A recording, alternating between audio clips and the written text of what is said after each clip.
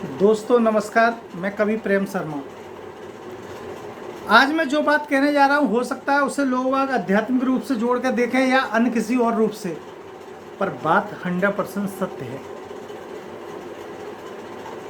जिस प्रकार किसी आतंकवादी संगठन को अगर कोई देश सहायता करता है, किसी भी रूप से सहायता करता है, तो वो उन आतंकवादी संगठन के साथ साथ वो देश भी गुनहगार है जो कि आतंकवादियों को सहायता करता है।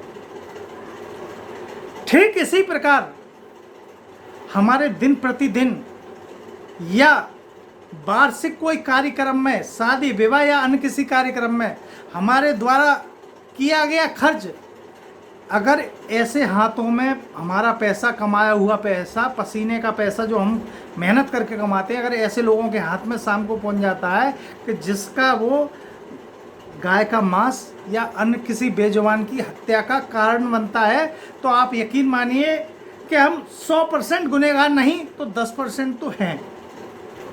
आप यकीन मानिए, मैंने ऐसी ऐसी घटनाओं को देखा कि पूरे परिवार में सभी को मिलाकर एक बेटा, वो भी आईसीयू में दम तोड़ देता है। साहब, जो त्योहारों के नाम पर जीप पाले जाते हैं, मैंने उनके परिवारों में भी देखा। एक मेरे परिचित हैं, जब उनके बेटे का एक्सीडेंट हुआ तो बैकबोन यानी रीढ़ की हड्डी टूटी, और उनके बेटे की आज जो हालत है वो बहुत नाजुक है।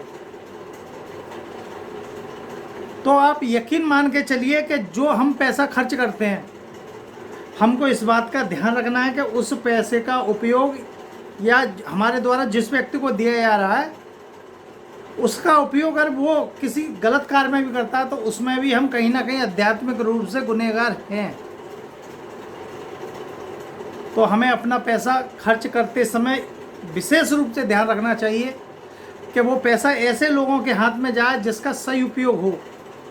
भले उसके बदले हम उससे काम कराएं या कोई सामान परचेज करें, खरीदें, लेकिन फिर भी हम उससे खरीदें जिसके हाथ में हम पैसे दें, उसका प्रयोग वो जीव हत्या में ना करे।